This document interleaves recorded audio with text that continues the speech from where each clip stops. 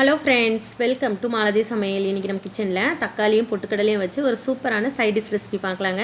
ரொம்பவே டேஸ்டியாகவும் டிஃப்ரெண்ட்டாகவும் இருக்கும். இப்போ வாங்க எப்படி செய்கிறதுன்னு பார்க்கலாம். இப்போ அதுக்கு 2 மீடியம் சைஸ் தக்காளி எடுத்திருக்கேன். இது போல் 4 கட் பண்ணிட்டு சேர்த்துக்கோங்க. இப்போ 2 ஸ்பூன் அளவுக்கு பொட்டுக்கடலை சேர்த்துக்கலாங்க. இப்போ தண்ணி எதுவுமே சேர்க்காமல் நல்லா மையம் அரைச்சிட்டு வந்துடலாம். தக்காளியில் இருக்க ஈரப்பதமே சரியாக இருக்கும். எந்த அளவுக்கு மையம் அரைக்க முடியுமோ அந்த அளவுக்கு அரைச்சிட்டு வந்துடுங்க.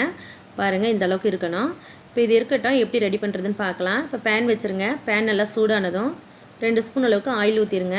ஆயில் நல்லா சூடானதும் 2 ஏலக்காய், 3 கிராம்பு, ஒரு பட்டை சேர்த்துக்கோங்க. இப்போ இது நல்லா பொரிஞ்சு வரட்டும். ஒரு அரை ஸ்பூன் போல் சோம்பு சேர்த்துக்கோங்க.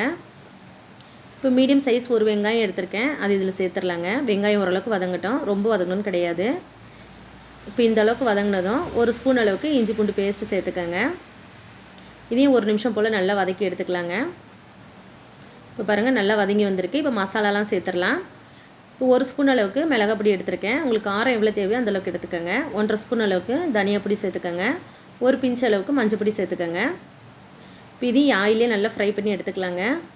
எண்ணெயிலே நல்லா வதக்கிட்டு செய்யும்போது நல்ல ஒரு டேஸ்ட்டு கொடுக்கும். வதங்கும் போது அடுப்பு வந்து நல்லா சிம்மில் வச்சுருங்க, இல்லைன்னா கருகுன மாதிரி ஆயிரும். இப்போ பாருங்கள், நல்லா வதங்கி எண்ணெய் பிரிஞ்சு வந்திருக்கு. இந்த டைமில் நம்ம அரைச்சி வச்சுருக்க தக்காளி பேஸ்ட்டு இதில் சேர்த்துடலாம்.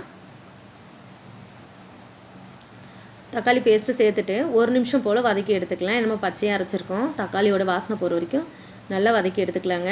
லைட்டாக எண்ணெய் பிரிஞ்சு வரணும், அந்தளவுக்கு வதக்கிக்கலாம். ரொம்பவே டிஃப்ரெண்ட்டாக இருக்கும். இட்லி, தோசை, சப்பாத்திக்கெலாம் ரொம்ப நல்லா இருக்குங்க.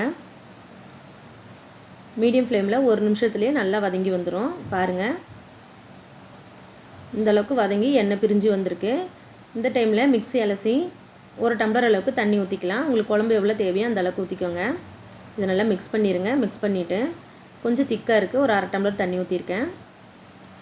இப்போ தேவையான அளவு உப்பு சேர்த்துடலாங்க. காரம் செக் பண்ணிக்கோங்க, தேவைப்பட்ட இந்த டைமில் சேர்த்துக்கோங்க. மீடியம் ஃப்ளேமில் ஒரு 5 நிமிஷம் போல் கொதிக்க வச்சிடலாம். இப்போ இது இருக்கட்டும், ஒரு 5 நிமிஷம் கொதிக்கட்டும். க்ளோஸ் பண்ணி வச்சிடலாங்க. இப்போ பாருங்கள், 5 நிமிஷத்தில் நல்லா கொதித்து திக்காக வந்திருக்கு. நல்லா எண்ணெய் பிரிஞ்சு வந்திருக்கு பாருங்கள். இப்போ கடைசியாக கொத்தமல்லி தூவிட்டு அடுப்பை ஆஃப் பண்ணிடலாம். ரொம்பவே டேஸ்டியாக இருக்கும் ஃப்ரெண்ட்ஸ். காய்கறி இல்லாத நேரத்தில் டக்குன்னு இந்த குருமா வச்சிடலாம். டோட்டல் டிஃப்ரெண்ட்டாக இருக்கும். நீங்களும் இதே மெத்தடில் ட்ரை பண்ணி பாருங்கள். ட்ரை பண்ணிவிட்டு எங்கள் சேனலுக்கு லைக் பண்ணுங்கள், ஷேர் பண்ணுங்கள், கமெண்ட் பண்ணுங்கள். மறக்காமல் மாலதி சமையலுக்கு சப்ஸ்கிரைப் பண்ணிக்கோங்க ஃப்ரெண்ட்ஸ். தேங்க்யூ.